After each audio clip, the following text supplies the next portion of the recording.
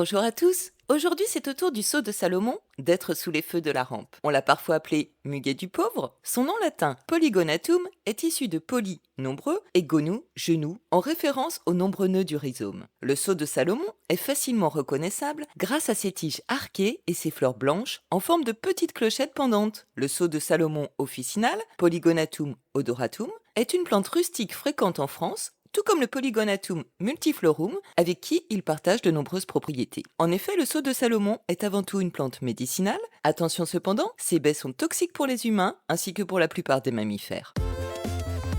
Le sceau de Salomon officinal, Polygonatum odoratum, appartient à la famille des asparagacées. On rencontre souvent le sceau de Salomon dans les sous-bois frais et ombragés d'Europe. Il préfère les sols humides, riches en humus et bien drainés, souvent à l'ombre partielle. C'est une plante herbacée vivace qui peut mesurer entre 30 cm et 1 mètre de hauteur selon l'espèce. Le terme de sceau de Salomon regroupe quelques 70 plantes vivaces. Elles se ressemblent énormément, mais leurs propriétés diffèrent. Certaines sont d'ailleurs entièrement toxiques et pour d'autres, on en utilisera le rhizome. Dans tous les cas, les baies de sceau de Salomon sont, elles, toujours toxiques, quelle que soit l'espèce. Il est donc déconseillé de cueillir soi-même le sceau de Salomon sans avoir de solides connaissances, étant donné que le risque de confusion entre les différentes espèces est très important, d'autant que ces différentes espèces de sceau de Salomon ont tendance à s'hybrider facilement entre elles. Ici, nous traiterons du sceau de Salomon officinal. Sa tige est mince, dressée, lisse, non ramifiée. Elle devient courbée en arc au fur et à mesure. Elle est dépourvue de feuilles à la base. Ces feuilles sont longues, ovales, lancéolées et disposées de façon alterne le long de la tige. Elles sont vert foncé, elles rappellent un petit peu la feuille du muguet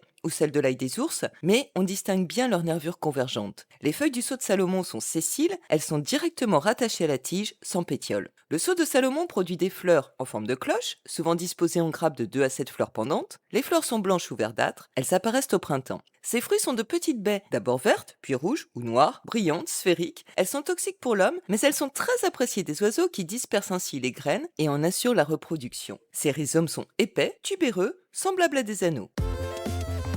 Le nom sceau de Salomon vient de la forme annulaire des rhizomes et des marques laissées par les anciennes tiges qui font penser au sceau légendaire que portait le roi Salomon. Le roi aurait marqué de ce sceau la racine de la plante pour indiquer qu'elle avait des vertus médicinales et spirituelles. En conséquence, on a prêté au sceau de Salomon des propriétés magiques et des pouvoirs de protection. Au Moyen-Âge, le sceau de Salomon était populaire du fait de ses pouvoirs magiques. On lui attribuait entre autres les pouvoirs d'éloigner les mauvais esprits et de favoriser les bonnes récoltes. En médecine traditionnelle, on utilisait le sceau de Salomon pour ses propriétés toniques. Il était employé pour soigner les douleurs articulaires et les affections respiratoires. Il était aussi utilisé comme remède pour les maladies de peau.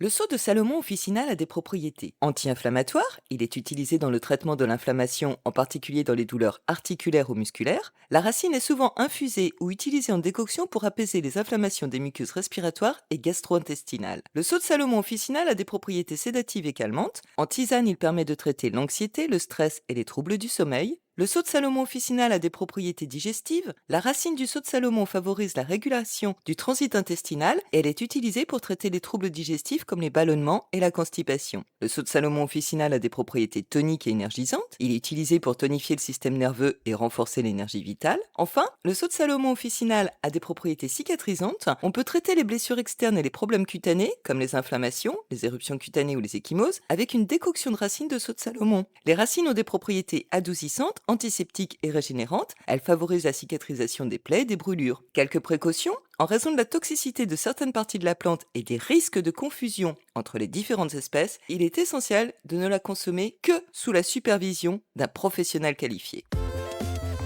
Le sceau de Salomon n'est pas ou peu utilisé en cuisine, ses baies sont toujours toxiques et ne doivent pas être ingérées. Les jeunes pousses ou rhizomes peuvent être consommés après cuisson comme des asperges. La racine comestible du sceau de Salomon officinal, lorsqu'elle est correctement identifiée, peut être consommée, bouillie et bien cuite. En Corée, on peut acheter du thé de sceau de Salomon. C'est une infusion coréenne très courante que l'on boit aussi bien chaude que froide. Ce thé est préparé avec les racines du sceau de Salomon et il est préconisé pour traiter les problèmes de sommeil.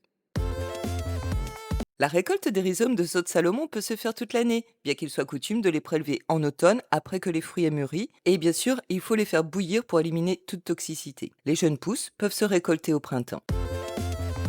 Au jardin, le sceau de Salomon fait merveille dans les coins ombragés, d'autant qu'il est peu exigeant et qu'il en existe de nombreuses variétés dans le commerce. L'histoire du symbole du sceau de Salomon est passionnante, mais elle est un petit peu longue pour pouvoir la résumer en quelques phrases, alors je vais vous mettre un lien en barre de description vers un excellent site internet qui va vous raconter tout ça. En cosmétique, la racine de sceau de Salomon officinale est parfois utilisée dans des préparations pour traiter la peau, pour ses propriétés apaisantes et astringentes. Elle est utile pour préserver l'élasticité de la peau et pour atténuer l'apparition des taches de vieillesse. Elle est utilisée pour améliorer l'hydratation dans certains onguents ou crèmes pour les peaux irritées. Dans certaines cultures anciennes, le sceau de Salomon était vu comme un remède divin, particulièrement pour les maux de tête ou les douleurs associées à la mémoire et à l'intellect. On pensait qu'il favorisait l'équilibre entre le corps et l'esprit et on l'utilisait pour fabriquer des remèdes magiques. Il était considéré comme un symbole de protection, de guérison et de sagesse. Les Indiens d'Amérique du Nord consommaient les rhizomes du sceau de Salomon. Ils les faisaient même sécher, puis ils les broyaient en une sorte de farine qui entrait dans la composition de leur pain. Ils brûlaient aussi les rhizomes secs sur le charbon à la manière d'un encens, et outre le parfum agréable qui se dégageait de ces fumigations, le sceau de Salomon avait la faculté d'assurer un meilleur sommeil. Ces fumigations étaient aussi employées dans le cas où il fallait ranimer une personne inconsciente. Dans le langage des fleurs, le sceau de Salomon est associé à la sagesse et à l'humilité. La plante a une structure nette et robuste qui symbolise la persévérance et la résistance. Ses fleurs délicates et raffinées rappellent la pureté et la modestie.